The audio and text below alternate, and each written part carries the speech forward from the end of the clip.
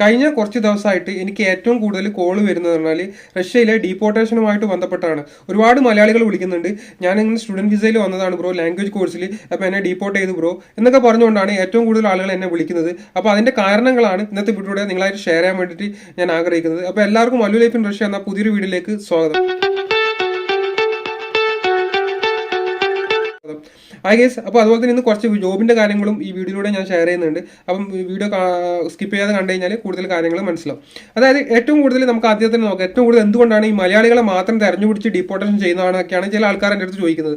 അങ്ങനെയൊന്നുമില്ല. മലയാളികളായാലും ഇന്ത്യയിലെ ഏത് സ്റ്റേറ്റിലായാലും നിങ്ങളുടെ കയ്യിൽ പ്രോപ്പറായിട്ടുള്ള വിസയും കാര്യങ്ങളും ഉണ്ടെങ്കിൽ നിങ്ങളുടെ ഡീപ്പോർട്ടേഷനും കാര്യങ്ങളൊന്നും വരത്തില്ല. ഏറ്റവും കൂടുതൽ ആളുകൾ പറയുന്നത് വെച്ചാൽ നമ്മൾ എയർപോർട്ടിലെത്തിയിട്ട് യൂണിവേഴ്സിറ്റിയിലേക്ക് ഇതിൻ്റെ എക്സാക്ട് ഇൻഫർമേഷൻ അറിയാൻ വേണ്ടിയിട്ട് യൂണിവേഴ്സിറ്റിയിലേക്ക് വിളിച്ച സമയത്ത് യൂണിവേഴ്സിറ്റി ഫോൺ അറ്റൻഡ് ചെയ്യുന്നില്ല. അത് കാരണം നമുക്ക്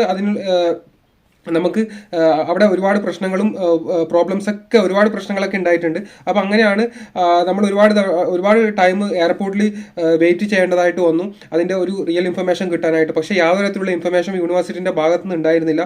അതുകൊണ്ട് നമ്മളെ ഡീപ്പോർട്ടേഷൻ ചെയ്തു. ഏറ്റവും കൂടുതൽ ഈ വിളിക്കുന്നതിൽ കൂടുതൽ ആൾക്കാരും പറയുന്നത് വെച്ചാൽ ഈ ഡീപ്പോർട്ടേഷൻ കാരണം ഒരുപാട് ഡീപ്പോർട്ടേഷൻ ഇപ്പോൾ നടക്കുന്നുണ്ട്. അതുപോലെ തന്നെ ഏറ്റവും കൂടുതൽ ഡീപ്പോർട്ടേഷൻ നടക്കുന്നത് വെച്ചാൽ സ്റ്റുഡൻറ് വിസയുമായി ബന്ധപ്പെട്ടിട്ട് ആളുകളെയാണ് കൂടുതൽ ഡീപ്പോർട്ട് ചെയ്യുന്നത്. പിന്നെ അതിൻ്റെ അങ്ങനെ എക്സാക്ട് വിസയോ പ്രോപ്പർ വിസയോ കാര്യങ്ങളോ അതുപോലെ തന്നെ നിങ്ങൾക്ക് ഒരു യൂണിവേഴ്സിറ്റിയിൽ ഞാൻ പറഞ്ഞുതരാം. ഫസ്റ്റ് നിങ്ങളോട് ഞാൻ നിങ്ങളോട് ഫസ്റ്റ് ഒരു കാര്യം പറയുന്നത് വെച്ചാൽ ഏറ്റവും കൂടുതൽ ഈ യൂണിവേഴ്സിറ്റി ഇൻടേക്ക് നടക്കുന്നതെന്ന് പറഞ്ഞാൽ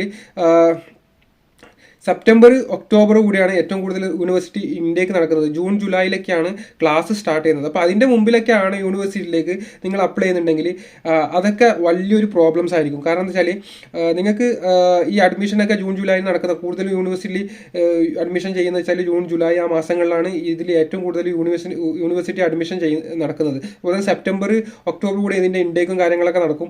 അപ്പോൾ ഇതിൻ്റെ മുമ്പൊക്കെ ചെയ്യുന്ന ആൾക്കാരെ അത് വളരെ റെയർ ആയിട്ടുള്ള യൂണിവേഴ്സിറ്റികളൊക്കെ ഇങ്ങനെ ചെയ്യുന്നുണ്ട്.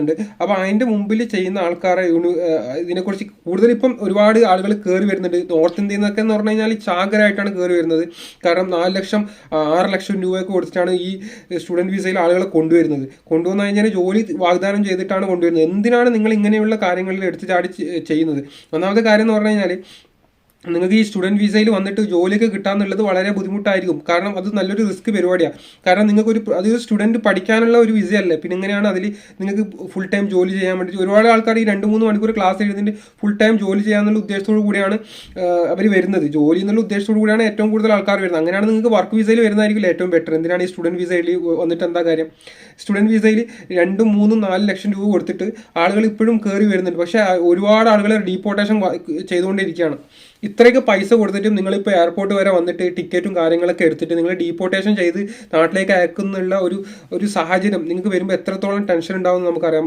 നമുക്ക് ഊഹിക്കാൻ പറ്റുന്നതേ ഉള്ളൂ. കാരണം വെച്ചാൽ ഒരുപാട് പൈസ മുടക്കി ഇവിടുന്നൊക്കെ കടങ്ങളൊക്കെ വാങ്ങിച്ചിട്ടായിരിക്കും നിങ്ങൾ വരുന്നത്. പക്ഷേ നിങ്ങൾക്ക് നിങ്ങളെ ഒരു ലക്ഷ്യത്തിലേക്ക് എത്താൻ വേണ്ടിയിട്ട് പറ്റാത്തൊരു സാഹചര്യം അവിടെ ഉണ്ടാകണം.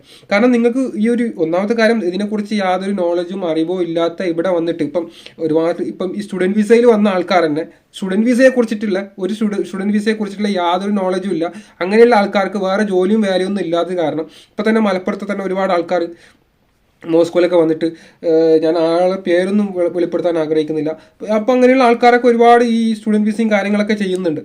ഇതിനെക്കുറിച്ച് അങ്ങനെയുള്ള ആളുകളൊക്കെ സ്റ്റുഡൻറ് വിസ ചെയ്യുന്ന സമയത്ത് ഇവർക്ക്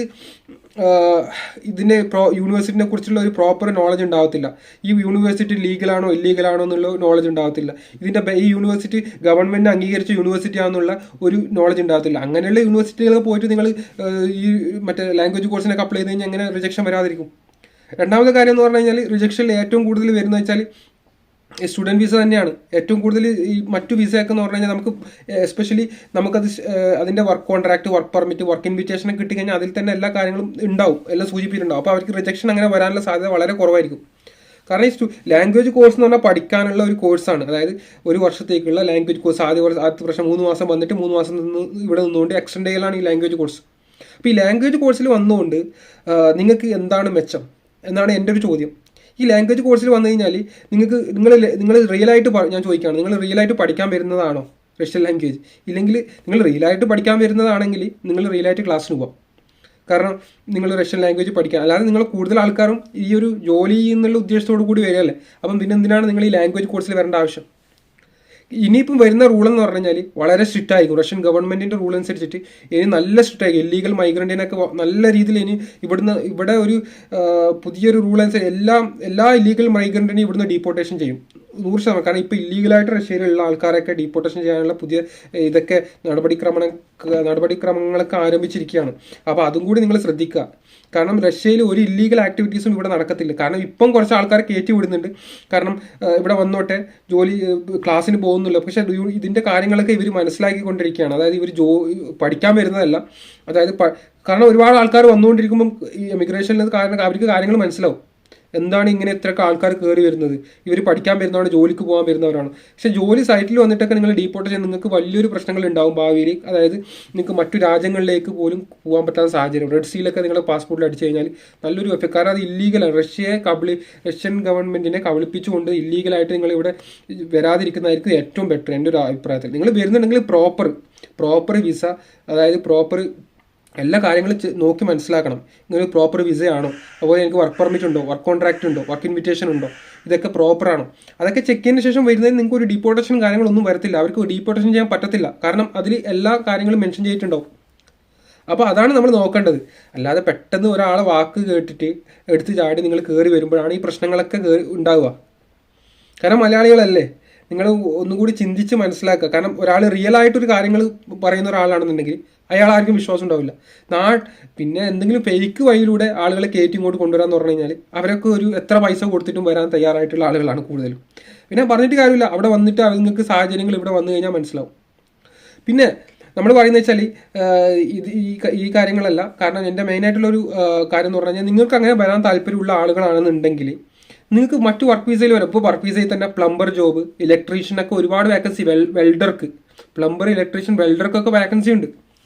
പക്ഷേ നിങ്ങളൊരു എമൗണ്ട് ആവും. ആ എമൗണ്ട് കാരണം റിസ്ക് എടുക്കേണ്ടി വരും. നിങ്ങളൊരു എമൗണ്ട് ആവും, വലിയൊരു എമൗണ്ട് ആവും, അത് ഉറപ്പാണ്. പിന്നെ അതുപോലെ തന്നെ അതിനനുസരിച്ചുള്ള ഒരു സാലറി നിങ്ങൾക്ക് ഇവിടെ കിട്ടുന്നുണ്ടാവും. ആ ഒരു എമൗണ്ട് ആവുന്നുണ്ടെങ്കിൽ അതിനനുസരിച്ചുള്ള സാലറി നിങ്ങൾക്ക് റഷ്യയിൽ കിട്ടും. പിന്നെ അതുപോലെ തന്നെ നിങ്ങൾക്ക് എല്ലാ ഫെസിലിറ്റീസും കൂടിയിട്ടുള്ള ഒരു ഓപ്പർച്യൂണിറ്റിയാണ് ഇവർക്ക് കൊടുക്കുന്നത്. കാരണം ജോലി അറിയുന്ന ആൾക്കാർക്കാണെങ്കിൽ റഷ്യ എന്ന് പറഞ്ഞു കഴിഞ്ഞാൽ ലോക്കൽ നമ്മൾ ചില ദുബായിലൊക്കെ പോകുന്നുണ്ടെങ്കിൽ അത്രയൊന്നും പൈസ ആകത്തില്ലല്ലോ ബ്രോ, റഷ്യയിൽ എന്താണ് ഇത്ര പൈസ എന്നൊക്കെ ചോദിക്കുന്ന ആൾക്കാരുണ്ട്. ദുബായും റഷ്യയും തമ്മിൽ നിങ്ങൾ ഒരിക്കലും കമ്പയർ ചെയ്ത്, റഷ്യയും ദുബായും തമ്മിൽ ഒരുപാട് വ്യത്യാസമുണ്ട്. കാരണം വെച്ചാൽ ഇവിടുത്തെ ലൈഫും ദുബായ് ലൈഫൊക്കെ ഡിഫറെൻ്റ് ആണ്. ദുബായിലത്തെ ഒരു സിറ്റുവേഷൻ ഞാൻ ദുബായിലുണ്ടായിരുന്നു. ദുബായിലുള്ള എക്സ്പീരിയൻസ് വെച്ച് ഞാൻ പറയാണ്. ദുബായ് റഷ്യയും നിങ്ങൾക്ക് ഒരിക്കലും കമ്പയർ ചെയ്യാൻ പറ്റത്തില്ല. എൻ്റയർലി ഡിഫറെൻ്റ് ആണ്, വളരെ ഡിഫറെൻ്റ് ആണ്. അവിടുത്തെ ഫ്രീഡം, ഇവിടുത്തെ ഫ്രീഡം, അതുപോലെ തന്നെ അവിടുത്തെ അക്കോമഡേഷൻ, ഫുഡ്, അതൊക്കെ ഒരിക്കലും റഷ്യയും ദുബായുമായിട്ട് നിങ്ങൾക്ക് കമ്പയർ ചെയ്യാൻ പറ്റത്തില്ല. എൻ്റെ എക്സ്പീരിയൻസ് വെച്ച് പറയാണ്. റഷ്യ എന്ന് പറഞ്ഞു കഴിഞ്ഞാൽ ദുബായിലും നല്ല മുമ്പത്തെ ആളുകൾ ഒരുപാട് വർഷങ്ങൾക്കൊക്കെ ദുബായിലൊക്കെ പോയിട്ടുള്ള ആളുകളൊക്കെ രക്ഷപ്പെട്ടിട്ടുണ്ടാവും. പക്ഷേ ഇപ്പോഴത്തെ ഒരു സാഹചര്യം അനുസരിച്ച് ദുബായിൽ പോയിട്ട് രക്ഷപ്പെടാന്നുള്ളത് അതൊക്കെ സ്വപ്നങ്ങളിൽ മാത്രമാണ്. കാരണം വെച്ചാൽ അവിടെയൊക്കെ കോമ്പറ്റീഷനാണ്. എങ്ങനെ ഒരുത്തനെ താഴ്ത്തിയിട്ട് എനിക്ക് മുന്നേറാൻ പറ്റും എന്നുള്ള കോമ്പറ്റീഷൻ നടന്നുകൊണ്ടിരിക്കുകയാണ്. അതുപോലെയല്ല ഇപ്പോഴത്തെ സാഹചര്യം. അപ്പം നിങ്ങൾ വേറെ വെറൈറ്റി വേ ആണ് നിങ്ങൾ നോക്കേണ്ടത്. ദുബായിലൊക്കെ ജോബ് കിട്ടാൻ തന്നെ വളരെ ബുദ്ധിമുട്ടാണ്. ജോബ് ഉണ്ടെന്ന് പറഞ്ഞാൽ ലക്ഷക്കണക്കിന് ആളുകളാണ് പറ്റിക്കപ്പെടുന്നത് ഓരോ മാസവും. അപ്പോൾ നിങ്ങൾക്ക് ഇതിനെക്കുറിച്ച് യാതൊരു നോളജ് ഇല്ലെങ്കിൽ നിങ്ങൾ നിങ്ങൾ ചെയ്യാതിരിക്കുക. അതാണ് എനിക്ക് പറയാനുള്ളത്. നിങ്ങൾക്ക് അതിനെക്കുറിച്ച് പ്രോപ്പറായിട്ടുള്ള നോളജും കാര്യങ്ങളും ഉണ്ടെങ്കിലും ഒക്കെ നിങ്ങൾ ചെയ്യുന്നതിന് യാതൊരു പ്രശ്നമില്ല. അപ്പോൾ എനിക്ക് പറയാനുള്ളത്, ഇപ്പം നിങ്ങൾക്ക് റഷ്യയിൽ തന്നെ ഒരുപാട് ഓപ്പർച്യൂണിറ്റി അവൈലബിൾ ആണ്. അത് ലിമിറ്റ് ഓഫറാണ്. അതായത് നിങ്ങൾക്ക് വന്ന് ജോലി ചെയ്യാനുള്ള ഇപ്പോൾ ലിമിറ്റ് ഓഫർ ഉണ്ട്. ആ ഓഫർ ഇപ്പം കുറച്ച് കാലത്തേക്ക് മാത്രമായിരിക്കും. അത് കഴിഞ്ഞ് കഴിഞ്ഞാൽ റഷ്യൻ്റെ റൂൾ ചേഞ്ച് ചെയ്യിക്കാൻ നിങ്ങൾക്ക് ഒന്നും ചെയ്യാൻ പറ്റത്തില്ല. ഇപ്പം ഞാൻ പറയുന്നത് വെച്ചാൽ ഇപ്പം നിങ്ങൾക്ക് പ്ലംബർ, ഇലക്ട്രീഷ്യൻ, വെൽഡർക്കൊക്കെ വേക്കൻസി ഒരുപാട് അവൈലബിൾ ആണ് റഷ്യയിൽ. ഹൈ സ്റ്റാൻഡേർഡ് സാലറി നിങ്ങൾക്ക് കിട്ടും, സ്റ്റാൻഡേർഡ് ലൈഫ്. അതുപോലെ തന്നെ നിങ്ങൾക്ക് 1 വർഷത്തെ വർക്ക് പെർമിറ്റ് അതൊക്കെ കമ്പനി പ്രൊവൈഡ് ചെയ്യുന്നുണ്ട്. ഇപ്പോൾ പുതിയ സാഹചര്യം. അതാണ് ഈ അസർബൈജാൻ, ഉസ്ബെക്കിസ്ഥാൻ, കിർഗിസ്ഥാൻ, അങ്ങനെയുള്ള അർമേനിയ, അങ്ങനെയുള്ള ഒരുപാട് ആൾക്കാർ ഇപ്പോൾ റഷ്യയിലേക്ക് കയറ്റി വിടുന്നില്ല. അപ്പം അവരെ ഇൻസ്റ്റെഡ് ഓഫ് ദം, അതായത് അവർക്ക് പകരം ഇപ്പോൾ ഇന്ത്യക്കാർ ഇങ്ങോട്ടേക്ക് കൊണ്ട് വന്നുകൊണ്ടിരിക്കുകയാണ്. അപ്പോൾ ഇന്ത്യക്കാർക്ക് ജോലി കൊടുത്തുകൊണ്ടിരിക്കുകയാണ്. അതുകൊണ്ടാണ് ഞാൻ ഈ വീഡിയോയിൽ പറയുന്നത്. അപ്പോൾ നിങ്ങൾക്ക് വിശ്വാസമില്ല ആളുകളാണെന്നുണ്ടെങ്കിൽ, നിങ്ങൾക്ക് ഇതിനെക്കുറിച്ച് കാര്യങ്ങൾ അറിയാൻ താല്പര്യമുള്ളതാണെങ്കിൽ നിങ്ങൾ എൻ്റെ നമ്പറിൽ കോൺടാക്ട് ചെയ്യാം. ഞാൻ പറഞ്ഞുതരാം എന്താണ് ഇതിൻ്റെ സാഹചര്യങ്ങൾ എങ്ങനെയാണ്, എല്ലാ കാര്യങ്ങളും പറഞ്ഞുതരാം. അപ്പോൾ നിങ്ങൾക്ക് വിശ്വാസം ഇല്ലെങ്കിൽ നിങ്ങൾ ചെയ്യണ്ട. അത് ഞാൻ പറയാം. നിങ്ങൾക്ക് വിശ്വാസം ഇല്ലെങ്കിൽ നിങ്ങൾ ചെയ്യാതിരിക്കുക. മറ്റുള്ളവൻ്റെ വാക്ക് വിശ്വസിച്ചിട്ട് അവിടെ പോയിട്ട് കാര്യമില്ല, ഇവിടെ പോയിട്ട് കാര്യമില്ല എന്നൊക്കെ പറഞ്ഞിട്ട് നിങ്ങളെ പിന്തിരിപ്പിക്കാൻ ഒരുപാട് പേര് ശ്രമിക്കും. അപ്പം നിങ്ങളിൽ ഒരു വിശ്വാസം ഉണ്ടായിരിക്കുക, നിങ്ങളൊരു ഡിസിഷൻ. കാരണം നിങ്ങൾ എന്താണെന്നുള്ളത് നിങ്ങൾക്കറിയാം. മറ്റുള്ളവൻ്റെ വാക്ക് കേട്ടിട്ട് നിങ്ങൾ അതിൽ നിന്ന് പിന്തിരിയുമ്പോഴാണ് നിങ്ങളെ ഒരു കോൺഫിഡൻസ് അവിടെ നഷ്ടപ്പെടുന്നത്. കാരണം നിങ്ങളെ കോൺഫിഡൻസോട് കൂടി ഞാൻ റിസ്ക് എടുക്കാൻ തയ്യാറാണ്, കുഴപ്പമില്ല എന്ന് നിങ്ങളെ സ്വന്തം ഡിസിഷൻ അതെടുത്തിട്ട് നിങ്ങൾ മുമ്പോട്ട് പോവുക, ഫോർവേഡ് ചെയ്യുക. മറ്റുള്ളവൻ്റെ വാക്കുകൾ നിങ്ങൾ കേൾക്കണ്ട. നിങ്ങൾക്ക് നിങ്ങളിൽ കോൺഫിഡൻസ് ഉണ്ടെങ്കിൽ അത് മാത്രം ചെയ്യുക. പിന്നെ മറ്റുള്ളവൻ്റെ വാക്ക് കേട്ടിട്ട് എന്നോട് വിളിക്കാറുണ്ട്, ബ്രോ അവിടെ എങ്ങനെയാണ് ഇങ്ങനെയാണ്. അതെന്ന് പറഞ്ഞു കഴിഞ്ഞാൽ നിങ്ങൾക്ക് ഞാൻ പറഞ്ഞല്ലോ, നമുക്ക് നിങ്ങളാണ് നിങ്ങളെ കാര്യങ്ങൾ തീരുമാനിക്കേണ്ടത്, മറ്റുള്ളവനല്ല. അപ്പോൾ ഇത്രയും കാര്യങ്ങൾ നിങ്ങളായിട്ട് പറയണമെന്ന് വിചാരിച്ചു. കാരണം മറ്റുള്ളവരുടെ വാക്ക് കേട്ടിട്ടാണ് വന്നിട്ട് ഇപ്പോൾ ഒരുപാട് ഡീപ്പോർട്ടേഷൻ വരുന്നത്. അതായത് ഒരു 3.5 ലക്ഷം 4 ലക്ഷം രൂപ കൊടുത്തിട്ട് വരുന്നത്, ലീഗലായിട്ട് വരുന്ന ആൾക്കാർക്ക് ഒരു 1.5 ലക്ഷം 2 ലക്ഷം രൂപ കൊടുത്തിട്ട് വരുന്ന ആൾക്കാരാണ് ഡീപ്പോർട്ടേഷൻ ചെയ്യുന്നത്. നിങ്ങൾക്ക് കുറഞ്ഞ് കിട്ടുമെന്ന് പ്രതീക്ഷിച്ച്, കുറഞ്ഞ പൈസയിൽ വരാമെന്ന് പ്രതീക്ഷിച്ച് നിങ്ങൾ പെട്ടെന്ന് പൈസ എടുത്ത് കൊടുത്തിട്ട് ഇവിടെ വരുമ്പം അതിൻ്റെ ഡോക്യുമെൻ്റ് പ്രോപ്പർ ആയിരിക്കില്ല. അല്ലെങ്കിൽ അവിടുത്തെ യൂണിവേഴ്സിറ്റി നിങ്ങളെ ആ സമയത്ത് കറക്റ്റ് എക്സാക്റ്റ് ടൈം നിങ്ങളെ ഫോണൊന്നും അറ്റൻഡ് ചെയ്യത്തില്ല. അപ്പോൾ ഈ പോക്കറ്റിൽ ഈ യൂണിവേഴ്സിറ്റിൻ്റെ ഈ ചില ആളുകൾ ഈ യൂണിവേഴ്സിറ്റിക്കുള്ള പൈസ ഒന്നും കെട്ടിവെക്കുന്നുണ്ടാവില്ല. നിങ്ങൾ കൊടുക്കുന്ന പൈസ ഒന്നും യൂണിവേഴ്സിറ്റിയിലേക്ക് കിട്ടുന്നുണ്ടാവില്ല. പിന്നെ എങ്ങനെയാണ് യൂണിവേഴ്സിറ്റി നിങ്ങളെ കോളും കാര്യങ്ങളൊക്കെ അറ്റൻഡ് ചെയ്യുക?